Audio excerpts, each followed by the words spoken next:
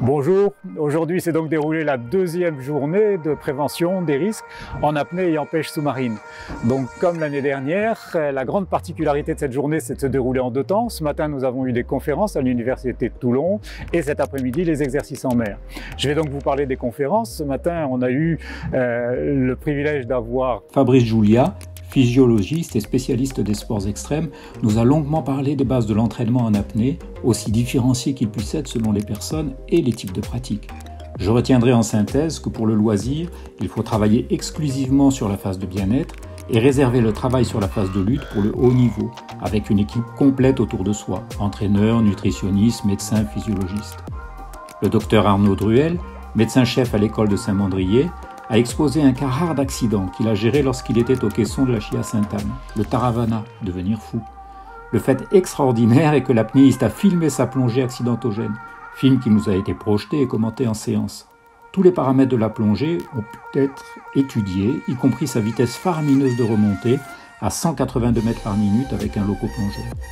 Heureusement, cet apnéiste très expérimenté organisait très bien sa sécurité et sa prise en charge fut immédiate. Il ne garde aucune séquelle de l'accident, malgré un tableau clinique initial inquiétant. Benjamin Austré, ingénieur et enseignant, CITEC Cosmer, grâce à son laboratoire hyper équipé, a construit un membre artificiel qui permet de reproduire de manière très proche le palmage du plongeur et de réaliser de multiples études et mesures physiques, valgus, rigidité, efficience des palmes. Fabrice Julia s'est montré particulièrement intéressé et l'on présage de futurs travaux en commun. Frédéric Simion, président de la commission apnée du Var, a présenté un travail en cours de recueil d'expériences sur les incidents et accidents en apnée n'ayant pas généré d'évacuation sanitaire. Enfin, Jean-Michel Hannibal, Estérel Bluewater à Fréjus, qui prépare l'instructorat en pêche sous-marine, nous a rappelé et détaillé les règles de sécurité de l'activité. Il semble pertinent de cibler le public des 18-25 ans et d'aller directement à leur rencontre en amphi à l'université. Voilà, je passe la parole à Fred qui va nous parler de l'après-midi.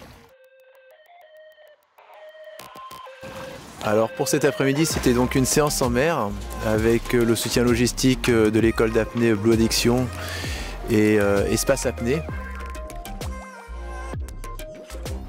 Avec un bateau support aussi d'Espace Mer, donc malgré le vent, on est parti s'abriter derrière Porquerolles pour revoir les gestes de sécurité et puis tester différents types de sauvetage.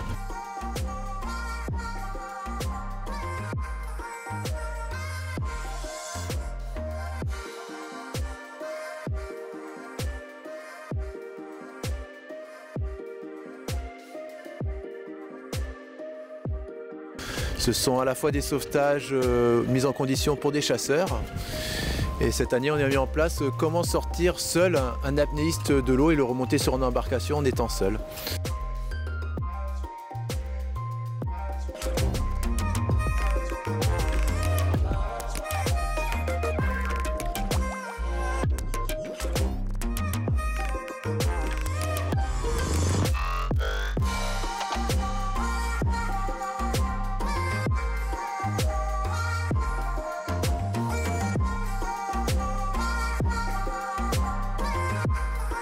Après, plus spécifiquement sur l'apnée, on a fait différents types de sauvetages avec des sauvetages qui étaient réalisés à partir d'entraînements sur bouée et des entraînements avec des bateaux avec des systèmes de potence. Et donc on a pu, avec les apnéistes et les moniteurs, tester les différentes efficacités et se rendre compte de la complexité de ces différentes techniques.